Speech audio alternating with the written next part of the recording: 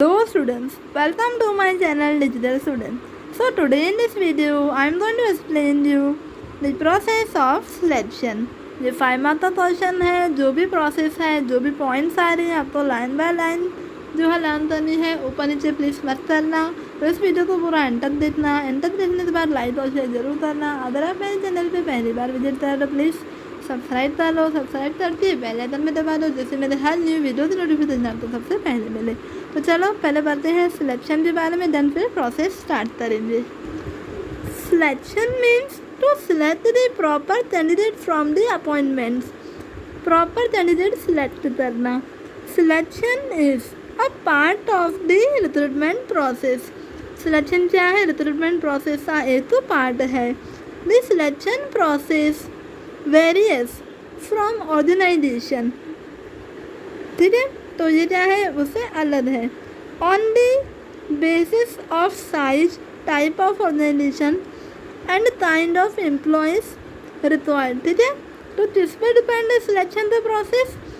Business से size पर, organisation के टाइप पर और एम्प्लॉयज से काइंड पर। ठीक है, तो ये सब बातें ध्यान रखिए सिलेक्शन किया जाता है। There are 3 level of management in all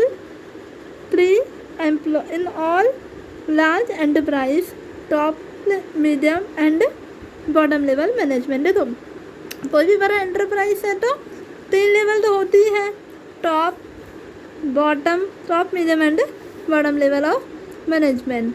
at different non management staff is at different level of management different types of qualified employees are required। Her level के लिए डिफरेंट क्वालिफिकेशन की ज़रूरत होती है, इसलिए डिफरेंट क्वालिटी वाले employ जो हैं चूज किए जाते हैं, अपॉइंट किए जाते हैं। This selection procedure of non managerial staff is short and simple. Non managerial staff के लिए जो प्रोसेस होता है वो शॉर्ट होता है और सिंपल भी होता है। while the selection procedure for top level positions is of a special nature and well planned। ठीक है, बट टॉप लेवल के लिए स्पेशल प्रोसीजर होता है और वेल प्लान्ड होना चाहिए। It is necessary to select the right person for the right job, and a selection of an employee is a very important aspect। सही है, एम्प्लॉयज़ वैल्यूएबल एसेट होती है, इसलिए हमने पढ़ा था एम्प्लॉयज़ वैल्यूएबल मतलब इनवैल्यूएबल एसेट होती है, अमूल्य। तो एम्प्लॉय चूज़ करने में कोई लापरवाही नहीं की जानी चाहिए। एम्प्लॉयज़ जो है प्रॉपर प्लान्ड वेल प्लान्ड जो वे में सिलेक्ट करने चाहिए। The selection of a suitable, expert, experienced and loyal employee is an invaluable asset for the enterprise। ठीक है, अगर हम experience, expert and loyal employees को मतलब ऑर्गेनाइजेशन अगर चूज़ करती है तो वो इनवैल्यूएबल अमूल्य असेट हो जाती है एंटरप्राइज के लिए। ठीक है, तो अब देखो मैं सिर्फ नाम पढ़ूँगी, आपको एक्सप्लेन करने वाली हूँ। इतना पारा पैराग्राफ करने का कोई मतलब नहीं है, आपको मीनिंग खाली जाननी है और अंदर से आपको खुद डिसाइड करना है कि कौन सी जो है हेड पॉइंट आप मतलब कौन सी जो है पॉइंट आप लिखना चाहते हो। तो प्रोसेस फर्स्ट क्या है?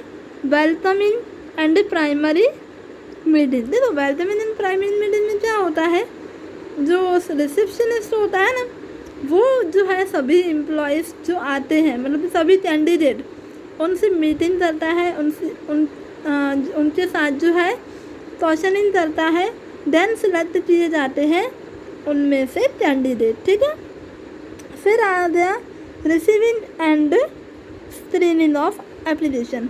अब देखो जो फर्स्ट प्रोसेस में आए थे ना वेलकमिंग एंड प्राइमरी मीटिंग, उस मीटिंग में तय किया जाता है कि कौन से जो है एम्प्लॉयज़ बन सकते हैं ऑर्गेनाइजेशन के और कौन से नहीं।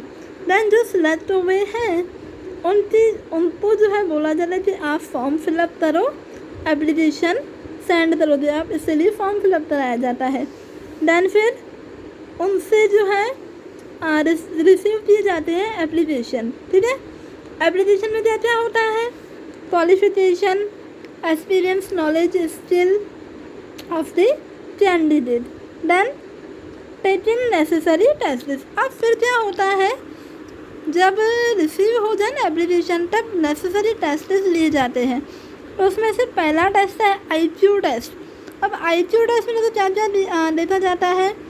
साइंस, मेमोरी और smartness, power, decision making and thinking capacity. तो IQ टेस्ट में यही बातें देखी जाती हैं। देन सेकंड टेस्ट जो होता है एप्टीट्यूड टेस्ट, जिसमें ये देखा जाता है कि जो कैंडिडेट आए हैं वो एम्प्लॉय की जो योग्यता होनी चाहिए वो रखते हैं कि नहीं। देन होता है ट्रेड टेस्ट। ट्रेड टेस्ट मतलब कि जिस काम के लिए अपॉइंट करना चाहती ऑर्गेनाइजेशन, क्या वो स्किल उन कैंडिडेट में है कि नहीं। देन लिया जाता है साइकोलॉजिकल टेस्ट। अब साइकोलॉजिकल टेस्ट में तो क्या क्या देखा जाता है? देखा जाता है nature, self confidence, attitude and habit of the candidate. ठीक है, तो ये बातें याद रखना। 1 मार्क्स में भी आता है कि what is noticed in psychological test, in trade test, in aptitude test. ठीक है, तो ये 1 मार्क्स में भी आ सकता है और आपको 5 मार्क्स में पूरा क्वेश्चन भी आ सकता है। अब साइकोलॉजिकल टेस्ट के बाद पर्सनल इंटरव्यू। ठीक है, पर्सनल इंटरव्यू जो है देखो ये छोटे छोटे टेस्ट में जो पास होता है ना, फिर उनका होता है पर्सनल इंटरव्यू। पर्सनल इंटरव्यू में जो काम करवाया जाएगा आफ्टर अपॉइंटिंग देम, तो वो क्वेश्चनिंग की जाती है। वो क्वेश्चनिंग होने के बाद चेकिंग रेफरेंस। अब देखो अदर ऑर्गेनाइजेशन इतनी बड़ी पोस्ट टॉप लेवल के लिए अगर अपॉइंट करती है किसी एम्प्लॉय तो चेकिंग तो करेगी ना रेफरेंस। तो एप्लीकेशन में उसने जो रेफरेंस डाले हैं कैंडिडेट ने, उससे रेफरेंसेस चेक किए जाते हैं। वो रेफरेंसेस उनके पास्ट जॉब में जो बॉस था, जो एम्प्लॉयज़ थे, जो कलीग थे, वो सभी बातें जो हैं जानी जाती हैं कि उस पर्सन का जो है कैरेक्टर कैसा है, कि वो लॉयल है कि नहीं, उसका काम कैसा है, उसका एटीट्यूड कैसा है, वो सब बातें जो है जानी जाती हैं। Then primary selection. अब देखो प्राइमरी सिलेक्शन मतलब जो चेकिंग रेफरेंस से बाद पास होता है वो आ जाता है प्राइमरी सिलेक्शन में। इस सिलेक्शन में जो है उनको बताया जाता है कि वो अपने 5 स्टेप कंप्लीट कर चुके हैं, इसलिए उनका सिलेक्शन हो रहा है। तो देखो रेफरेंस चेक होने के बाद जितने भी एम्प्लॉयज़ नीड होती है उससे थोड़ी ज़्यादा ही जो एम्प्लॉयज़ होते हैं ना वो अपॉइंट किए जाते हैं। सपोज नीड है 50 एम्प्लॉयज़, 50 कैंडिडेट की, ठीक है, तो उससे जगह पे 60 या 70 कैंडिडेट जो है अपॉइंट किए जाएंगे। अब उसका रीज़न क्योंकि फ्यूचर में भी अगर हमें ज़रूरत पड़ती है 5-10 और कैंडिडेट की, तो तब हमको 5-10 कैंडिडेट के लिए इतना बड़ा प्रोसेस फिर से ना करना पड़े, इसलिए एक्स्ट्रा में पहले ही जो है प्राइमरी सिलेक्शन किया जाता है। प्राइमरी सिलेक्शन में जो पास होते हैं देन उनका मेडिकल जो है एग्जामिनेशन मतलब फिजिकल टेस्ट होता है, जिसमें ये जाना जाता है कि जो कैंडिडेट हम प्राइमरी सिलेक्शन में हमने जैसे लिया है क्या उनका फिजिकल कोई फिजिकल प्रॉब्लम तो नहीं है, क्या उनको कोई सीरियस बीमारी तो नहीं, इलनेस तो नहीं, ठीक है। देन इस प्रोसेस में जो भी पास होते हैं उनको अपॉइंटमेंट लेटर भेजा जाता है। अपॉइंटमेंट लेटर जो होता है उसमें उन्हीं कैंडिडेट को सेलेक्ट किया जाता है कि जो प्रेजेंट में जिनकी रिक्वायरमेंट है। उस लेटर में पूरे जॉब से रिलेटेड सारी बातें होती हैं, जैसे कि जॉब किस तरह की है, कहाँ पे करनी है, रेम्यूनरेशन कितना मिलेगा, क्या क्या बेनिफिट्स मिलेंगे, क्या फाइनेंशियल एडवांटेजेस और नॉन फाइनेंशियल एडवांटेजेस मिलेंगे, सभी बातें जो है उस लेटर में होती हैं। देन इससे बाद होता है inclusion into the organisation and allotment of work.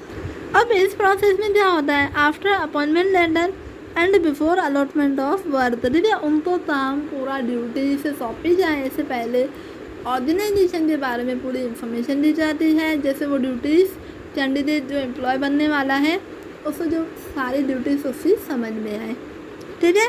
तो इस बार फिर से पहले नाम खाली। So first is welcome in and primary meeting. Primary meeting में जो है कैंडिडेट को बुलवाया जाता है। सपोज प्राइमरी मीटिंग में 200 जो है कैंडिडेट आए, फिर second receiving end screening of application, फिर 200 में से 150 जो है एप्लीकेशन दे रहे हैं, देन टेस्ट हो रहे हैं। ठीक है, टेस्ट में अब देखो ये सारे टेस्ट होने के बाद 130 सपोज जो है सिलेक्ट हुए, देन पर्सनल इंटरव्यू के बाद सपोज 130 में से अब पास होते हैं 110, फिर रेफरेंस चेक होता है तो उसमें से पास होते हैं 100 जने, 100 में से प्राइमरी सिलेक्शन जो है सपोज होता है 90 का। ठीक है, देन फिजिकल एग्जामिनेशन जो है देखो प्राइमरी मैंने तो बोला जाता कि ज़्यादा ही रखते हैं, जैसे वेटिंग लिस्ट में नाम डाल देते हैं। अब सबका जो है मेडिकल जो है टेस्ट हुआ, देन जितने हमको चाहिए उसमें से सपोज चाहिए 70, तो 70 को अपॉइंटमेंट लेटर भेजा जाएगा, देन उनको ऑर्गेनाइजेशन के बारे में पूरी इंफॉर्मेशन मिलेगी, देन उनको जो है फाइनली जॉब पे रखा जाएगा। तो यहाँ पे हमारा ये पूरा हुआ process of selection. I hope आपको पूरा समझ में आ गया है। ये वीडियो प्लीज़ एक बार और देखना, देखने के बाद बुक में देखिए पूरा क्वेश्चन भी पढ़ लेना। ये 5 मार्क का क्वेश्चन है और मोस्ट IMP क्वेश्चन है, मिस मत करना। इस वीडियो को अच्छे से पढ़ो, पूरी एंड तक देख के आए हो तो मुझे बताइए आपने पूरी देखी है, सही है। एक बार और देखो, बुक में से भी अच्छे से पढ़ना। ये चैप्टर देखो आज यहाँ पे पूरा हुआ, ठीक है। तो इस चैप्टर को सारी वीडियोस एक बार फिर से देखो, जो वीडियो देखते हो देन बुक में से भी पढ़ो और अपने नोट्स भी बनाओ। ज़रूरी नहीं कि मेरे नोट्स ही यूज़ करो, मेरे सिर्फ समझो। अगर आपको समझ में आ जाए तो बस फिर क्या करो, अपने नोट्स बुक में से भले बनाओ। अगर ये वाले समझ में आते हैं तो भले ये बनाओ। समझना बहुत है, ठीक है। समझ में जो आता है वो हमको एक्सेप्ट करना है। तो यहाँ भी ये चैप्टर भी पूरा हुआ, ये कॉन्सेप्ट भी पूरा हुआ। ये वीडियो कैसी लगी मुझे कमेंट सेक्शन में ज़रूर बताना। अगर कोई डाउट है तो प्लीज़ कमेंट करो, मैं आपकी जो कमेंट में डाउट है सारा सॉल्व करूँगी। अगर आपको ये वीडियो अच्छी लगी है तो प्लीज़ लाइक और शेयर ज़रूर करना। अगर आप मेरे चैनल पे पहली बार विजिट कर रहे हो तो प्लीज़ सब्सक्राइब करके बेल आइकन दबा दो, जिससे मेरे हर न्यू वीडियो की नोटिफिकेशन आपको सबसे पहले मिले। तो चलो मिलते हैं नेक्स्ट चैप्टर में। Thank you for watching this video.